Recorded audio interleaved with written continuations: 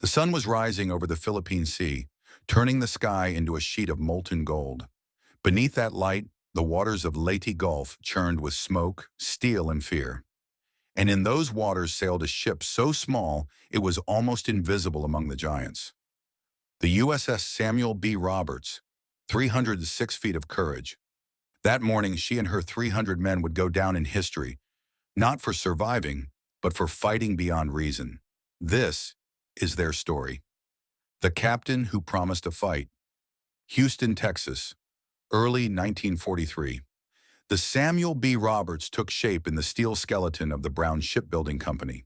She was a destroyer escort, smaller than a destroyer, lightly armored, armed with just a few 5-inch guns and torpedoes meant for submarine defense. To most, she was a minor player, a guardian for convoys. But to one man, she would be a weapon of destiny. Lieutenant Commander Ernest Edwin Evans, U.S. Navy. Part Cherokee, raised in the rough plains of Oklahoma. A man who believed that courage was not in the size of a ship, but in the heart of her crew. At the ship's commissioning, Evans stood before his sailors and said, "This is going to be a fighting ship. I intend to go in harm's way, and anyone who doesn't want to go along had better get off right now." Not a single man moved. From that moment, the Sammy B had a soul into the Pacific. By mid-1944, the Pacific was a graveyard of steel. The Japanese Empire was retreating, island by island, but every step forward cost blood. The Samuel B. Roberts joined Task Unit 77.4.3, call sign Taffy 3, a small group protecting slow escort carriers that launched air support for U.S. landings in the Philippines. The men called their ships tin cans because that's how fragile they were. Thin armor, thin decks, but hearts of iron. Among the crew were boys barely 20, gunner's mate Paul Carr, cheerful and steady, manning the aft 5-inch mount. Radio man Robert Cox, who would later recall that Evans made you believe you could take on the world. They drilled, laughed, and wrote letters home, unaware that soon they would be asked to fight the impossible. The storm gathers October 24, 1944, the eve before disaster. While U.S. forces stormed Leyte Island, Admiral William Bull Halsey chased a Japanese decoy fleet far to the north. Unseen, another Japanese armada, Admiral Takeo Kurita's center force, slipped through the San Bernardino Strait under the night sky. Kurita's fleet was monstrous. 4 battleships, 6 heavy cruisers, 2 light cruisers, and 11 destroyers. Among them was Yamato, the largest battleship ever built. Her guns alone weighed more than the Sammy B herself, and by dawn, they were bearing straight down on Taffy 3. 6:37 a.m. Lookout aboard the carrier, Fanshawe Bay, saw the first flashes on the northern horizon. Then the thunder. Shells the size of trucks crashed into the sea around the American ships. Men ran to battle stations. Alarms wailed. The sky turned black with smoke. The Americans were outnumbered, outgunned, and outarmored. Evans took one look at the monstrous silhouettes on the horizon and made his choice. "We're going in," he said. There was no hesitation. The Samuel B. Roberts, barely 2,000 tons of steel, accelerated toward the Japanese fleet that outweighed her by nearly 500,000 tons. The charge of the tin can. Evans ordered full speed, 28 knots. Spray crashed over the bow as the ship lunged forward, engines screaming. Over the radio, he called his fellow destroyers. "We're making a torpedo run. Cover me if you can." His ship's silhouette darted through curtains of shell fire. Huge splashes rose around her like walls of white water. The crew worked in controlled chaos. Men passing ammunition, loading shells, calling range. Evans barked orders, unflinching as explosions ripped the sea. Within minutes, the Sammy B closed to within 5 miles of a Japanese heavy cruiser, the Cherokee. Evans gave the order, "Fire torpedoes!" 5 sleek trails cut through the waves. 2 struck home.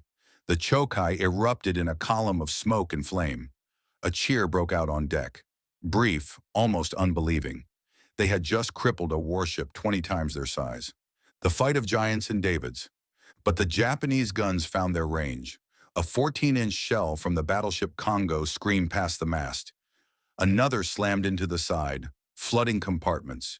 Still, the gunners fired. At gun mount number 2, Paul Carr and his crew kept feeding shells into the hot, smoking barrel, their hands blistered, their faces blackened with soot. Carr's mount alone fired nearly 300 rounds. When shrapnel tore through his position, killing half his team, he refused evacuation. A surviving crewman later found him dying beside the breach, clutching one last shell and whispering, "Just one more round." The bridge took hits. Radio lines were severed. Evans, his left leg torn by shrapnel, ran aft through open fire to the steering position and took the helm by hand.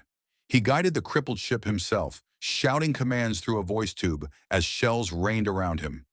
A sea of courage. Around them, the rest of Taffy 3 fought their own desperate battles. The destroyers Johnston and Hull were torn apart in gun duels against cruisers. Carrier planes, low on fuel and armed only with practice bombs, dove at the Japanese ships to confuse them. In the chaos, Admiral Kurita became convinced he was facing a much larger American force, perhaps even the main U.S. fleet. The Sammy B's reckless bravery was part of that illusion. Evans radioed, "We're firing everything we've got, and damn the torpedoes." For nearly 2 hours, his ship kept up the fight, turning, shooting, dodging, bleeding. The final moments. By 9 a.m., the Samuel B. Roberts was a wreck.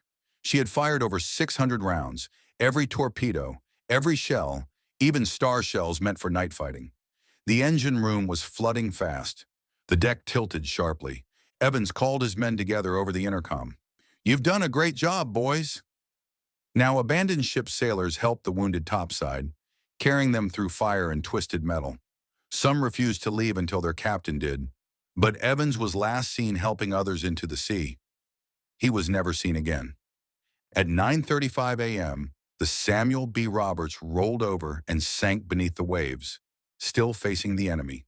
After the silence, the battle raged on, but the Japanese, confused and bloodied, began to retreat. They never realized they'd been fighting mere escort ships. In the water, survivors clung to floating debris for 2 days. Sharks circled. Sun scorched their skin. Men prayed, hallucinated, and whispered each other's names to stay awake. Radio man Cox later said, "We weren't scared anymore. We'd already done the impossible. After 50 hours, rescue ships finally found them. Out of 224 men, 89 were dead. Those who lived carried scars that never healed." Legacy of the Sammy B. When news reached the U.S. fleet, disbelief turned to pride. The tin cans of Taffy 3 had stood against battleships and won, by sheer will. The Navy awarded Commander Ernest E. Evans the Medal of Honor, the first Native American naval officer to receive it. His citation read, "For conspicuous gallantry and intrepidity, at the risk of his life above and beyond the call of duty, he gallantly gave his life for his country."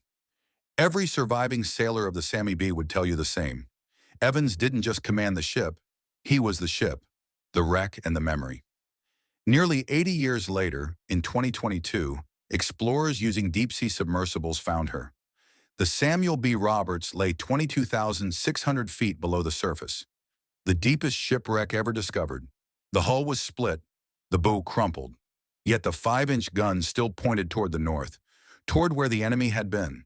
The ocean had preserved the moment of her last defiance. Epilogue. A ship is only as strong as her crew, and in that dawn at Samar, a handful of ordinary men, mechanics, cooks, farm boys, sons, became legends. They proved that courage isn't measured in tons of steel or inches of armor, but in the heartbeat of those who refuse to surrender. When the sea closes over heroes like these, the waves themselves remember. This was the last stand of the USS Samuel B. Roberts, the destroyer that fought like a battleship.